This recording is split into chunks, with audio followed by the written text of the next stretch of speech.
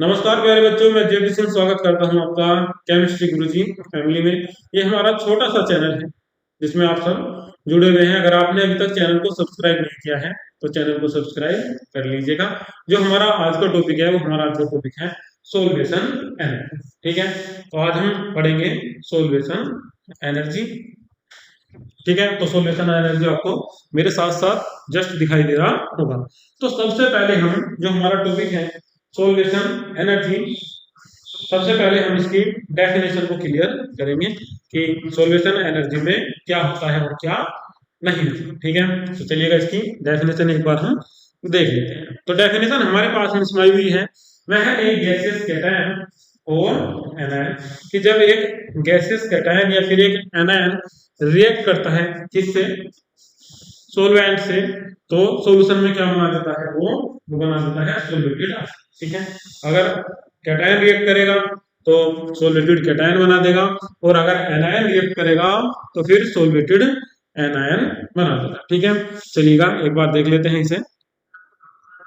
सबसे पहले इसकी डेफिनेशन देखते हैं। तो डेफिनेशन में हमने लिखा हुआ है, वह एक गैसियस कैटायन और एनायन, जब एक गैसियस कैटायन और एनायन रिएक्ट विद ए सोल्वेंट, एक सोल्वेंट से रिएक्ट करते हैं सॉल्यूशन में इन द लिक्विड स्टेट। ठीक है, लिक्विड स्टेट में सोल्वेटेड कैटायन और सोल्वेटेड एनायन इज फॉर्म, तो वो बन जाता है सोल्वेटेड कैटायन और सोल्वेटेड एनायन। इस कंडीशन में सोल्वेटेड कैटायन और सोल्वेटेड एनायन बन जाता है। ठीक है, solution of ions is exothermic process. ये जो प्रोसेस होता है पूरा का पूरा ये हमारा एक्सोथर्मिक होता है। एट एनर्जी इज लिबरेटेड, और इसमें से एनर्जी निकलती है। Energy related in solution ion is known as solution energy, की जो एनर्जी निकल रही है उसमें से, जो एनर्जी जा रही है सॉल्यूशन में से निकल के, वही हमारी क्या है, सोल्वेशन एनर्जी। चलिए इसका एक एग्जांपल देख लेते हैं। जैसे कि हमने यहाँ एक एग्जांपल लिया हुआ है, आप देख रहे होंगे जस्ट मेरे पीछे आपको एग्जांपल चमक रहा है। तो ये एग्जांपल जो हमने लिया हुआ है इसमें हमने दिखाया हुआ है कैटायन इन गैसियस स्टेट। हमारे पास में एक कैटायन है Mg प्लस गैसियस स्टेट में है, और सॉल्यूशन हमने इसके साथ में लिया हुआ है। ठीक है, हमारा इसके पास में क्या है, हमारे पास में सॉल्यूशन है। ठीक है, तो सॉल्यूशन में जब हम इसे मिला देंगे, डाल देंगे, तो क्या बन जाएगा, हमारे पास में सोल्वेटेड कैटायन बन जाएगा, और साथ साथ इसमें से कुछ एनर्जी भी निकलेगी, जिसे हम बोल रहे हैं क्या, सोल्वेशन एनर्जी। ठीक है, ये हमने किसकी रिएक्शन ली है, कैटायन की ली है। ठीक इसी प्रकार की हमारी रिएक्शन एनायन की भी आ जाएगी। ठीक है, चलिए देखते हैं एक बार एनायन की reaction. Anion in gaseous state, देखिएगा दूसरे एग्जांपल में हमने लिखा हुआ है एनायन इन गैसियस स्टेट। ठीक है, एक एनायन लिया हुआ है गैस की स्टेट में, और साथ में सॉल्यूशन है, सॉल्यूशन में से मिक्स कर दिया तो भी क्या बन गया, सोल्वेटेड आयन बन गया। मगर इस बार कौन सा बना है, एनायन, और कुछ एनर्जी इस बार भी लिबरेटेड हो रही है, एनर्जी निकल रही है।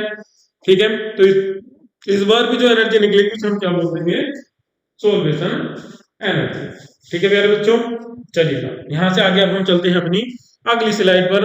अगली स्लाइड में हमने बताया है व्हेन सोल्वेंट इज वाटर, कि जब एक सोल्वेंट क्या हो, वाटर हो, तब हम इसे क्या बोल देंगे, और इस वाली एनर्जी को हम इसे क्या कहेंगे। अगर हमारे पास में सोल्वेंट वाटर होता है तो process is turn and hydration, तो हम इसे बोल देंगे क्या, हाइड्रेशन, और जो एनर्जी निकलेगी हमारी क्या होगी, हाइड्रेशन एनर्जी होगी। इसका एक एग्जांपल भी हमने दिया हुआ है, देखिएगा इसका एग्जांपल ये हमने दिया हुआ है। मेटल है हमारे पास में, साथ में वाटर है, और वाटर की रिएक्शन हम मेटल से करा रहे हैं, तो क्या बन जाएगा हमारे पास में, मेटल का आयन बन जाएगा। सॉरी, मेटल का आयन पहले ही लिया हुआ है, मेटल वाटर के साथ में मिक्स हो जाएगी और क्या बना देगी, सोल्वेटेड आयन। ठीक है, तो हाइड्रेटेड आयन बनाएगी, और इससे कुछ एनर्जी भी निकलेगी, जिस एनर्जी को हम क्या बोल रहे हैं इसमें, हाइड्रेशन एनर्जी, हाइड्रेशन एनर्जी। चलिए चलते हैं अपनी नेक्स्ट स्लाइड पर, जो हमारी अगली आने वाली स्लाइड है।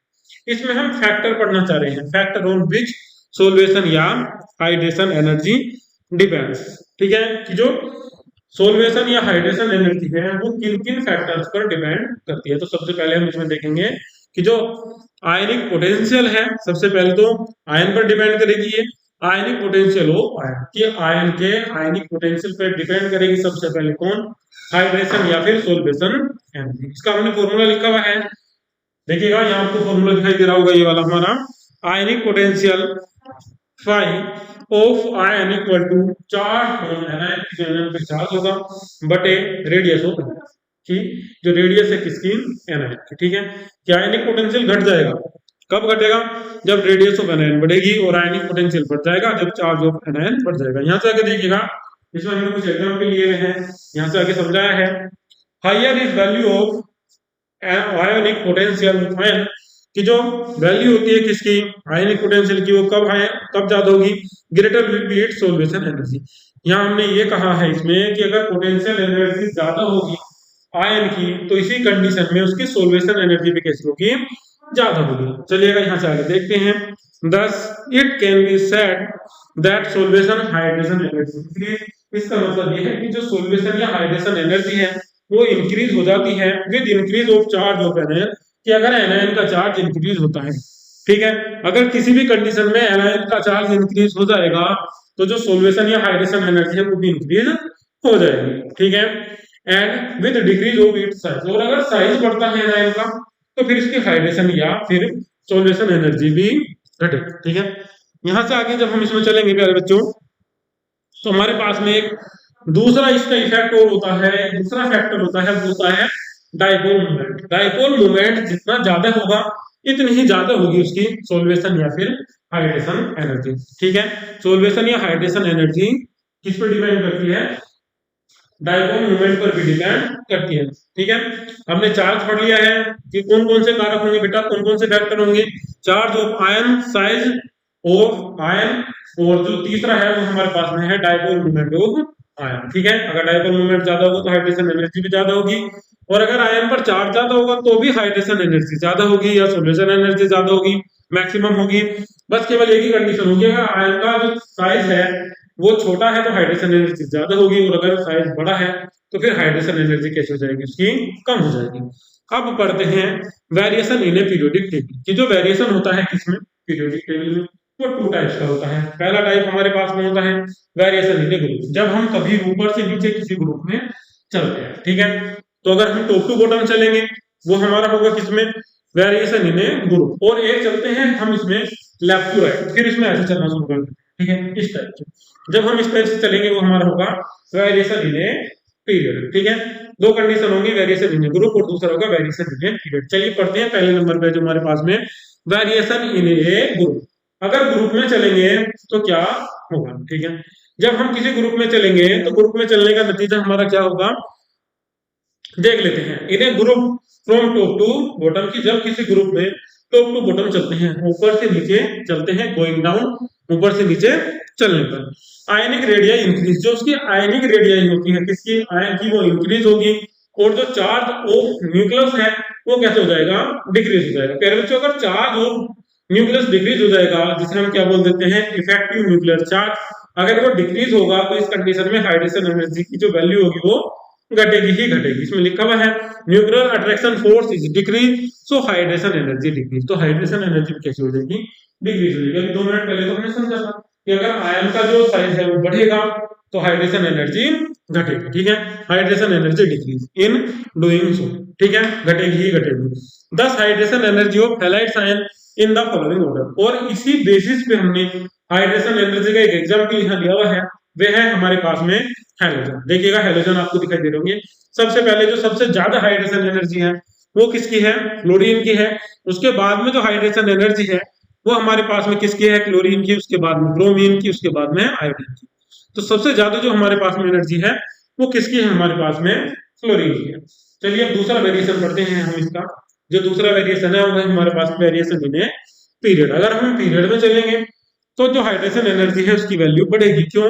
क्योंकि किसी भी पीरियड में एल टू आर चलने पर, लेफ्ट टू राइट चलने पर, moving down on left to right, ठीक है। In a period moves from left to right, किसी एक पीरियड में मूव करने पे लेफ्ट टू राइट जो न्यूक्लियर अट्रैक्शन फोर्स है, ठीक है, इफेक्टिव न्यूक्लियर चार्ज है वो लगातार इंक्रीज होता रहेगा, और जो हाइड्रेशन एनर्जी है वो भी कैसी हो जाएगी? उसके साथ साथ ही इंक्रीज, ठीक है। अगर आयन का चार्ज इंक्रीज होगा तो फिर हाइड्रेशन एनर्जी इंक्रीज होनी ही होनी है।